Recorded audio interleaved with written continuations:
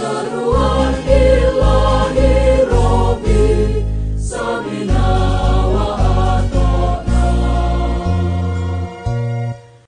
Assalamualaikum warahmatullahi wabarakatuh. Bismillahirrahmanirrahim. Alhamdulillahirabbil alamin wassalatu wassalamu ala asyrofil mursalin wa ala alihi wa sahbihi ajmain. Bapak-bapak, Ibu, adik-adik jamaah masjid Al-Muslimun yang dirahmati Allah. Barangkali kedudukan saya di sini bukan sebagai ustadz atau dai, tetapi sebagai paling tua, paling tua di pengurus ranting dan pengurus masjid. Kalau Pak kami ini eksekutifnya ya, kami yang tua-tua di penasehat aja. Jadi insya Allah April nanti umur kami 70 tahun genap. Alhamdulillah, dengan pengurus-pengurus yang telah banyak berjasa, pengurus masjid ini almarhum Pak Yusrani, semoga diberi rahmat Allah. Almarhum Mahyuni, almarhum Sodomo yang sudah banyak berkeringat membangun masjid ini. Sampai kata istilah Pak Samsul dulu, cabut paku pakai baju kulit. Baju kulit tanda petik berarti kalau baju. Jadi kami sangat tersanjung, sangat himung, sangat gembira bahwa kegiatan masjid kita ini sudah sangat makmur, alhamdulillah. Walaupun tentunya tidak semakmur masjid Hadiat ya, tapi sudah lumayan luar biasa untuk masjid kita ini. Dan terima kasih banyak sekali karena dihadiri dan partisipasi tinggi sekali terhadap masjid ini. Nah, namun demikian tentunya banyak ada kekurangan di sana sini. Kami penasehat dan juga selaku eksekutifnya pelaksananya Pak Amri ada kekurangan di sana sini, mohon maaf. Pada kesempatan ini karena sedikit tahu saya tentang awal berdirinya Masjid Al-Muslimun, saya akan sedikit bercerita tentang Masjid Al-Muslimun ini. Pak Samsul, kata Pak Samsul, kita ini dulu membangun masjid modal liur aja, modal liur. Jadi waktu awal membangun masjid di mana-mana, pembangunan masjid itu diawali dengan punya tanah dulu. Kita tidak punya tanah, betul-betul hanya semangat. Langsung diumumkan terutama alhamdulillah kami masih menjadi karyawan Radio Al-Jihad, umumkan dan tanpa modal, artinya tidak punya tanah, tidak punya apa-apa, hanya ada terlihat tanah kosong di sini. Lalu langsung dibicarakan dengan calonnya, silahkan ambil tapi dicicil. Jadi betul-betul bermodal liur, tidak seperti masjid lain yang ada tanah dulu baru minta donasi. Alhamdulillah waktu itu diumumkan di Radio Al-Jihad, ya selain sumber-sumber lain, selain lewat Al-Jihad, Radio Al-Jihad juga banyak. Diumumkan menggunakan suara Ustadz Sukardi, bukan suara saya.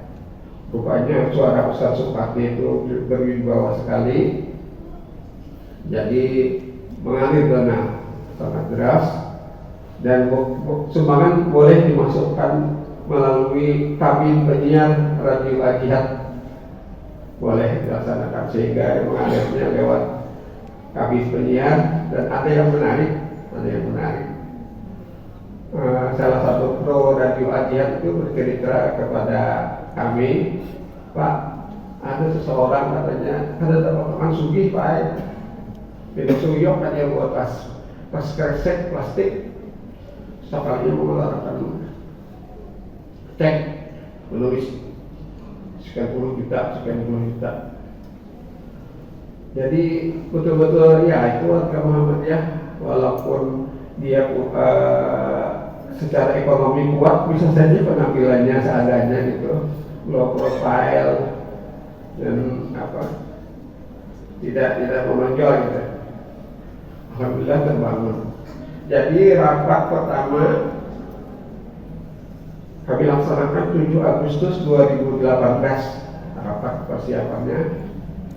Kemudian peletakan batu pertama oleh Pak Maskur, Dr. Maskur, sekarang Ketua Muhammadiyah, masih dari dulu Ketua Muhammadiyah Kota Banjarmasin, Pak Maskur, 27 Juli 2019.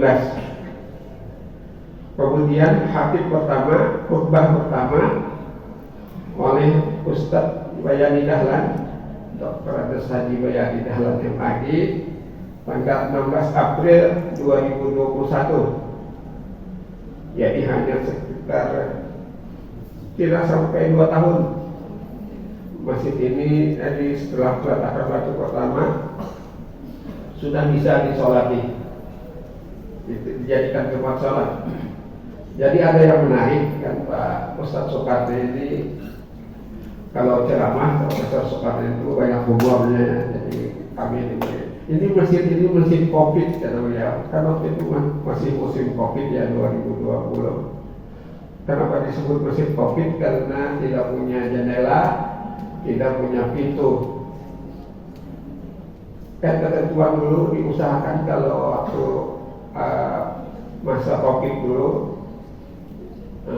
safnya renggang, jamaah-jamaahnya renggang, lalu pintu usahakan dibuka, jendela dibuka. Kami tidak usah disuruh-suruh buka-buka pintu karena memang tidak punya pintu, tidak punya jendela awal-awalnya. Sekarang kami mencoba untuk seperti Ustadz juga walaupun ala kadarnya. Sebentar lagi kan kita pihak Masjid Al-Muslimun akan menyelenggarakan penyaluran dan penerimaan Zakatul Fitri ya. Alhamdulillah tahun lalu mencapai 200 paket yang disalurkan, dan kami selaku YouTuber kadang-kadang ya mengisi sisa waktu pensiun ini, alhamdulillah ada arsip-arsip, makanya kami bisa menyebutkan tanggal-tanggal ini karena di YouTube ada.